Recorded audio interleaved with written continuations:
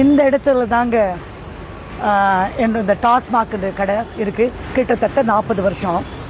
இப்போ அதை லாக் பண்ணிட்டாங்க.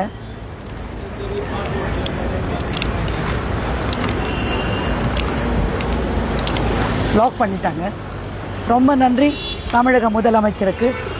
நான் என்னுடைய ஸ்கூல் இங்கேருந்து 5வது பில்டிங் காமிக்கிறேன். நான் வாங்க.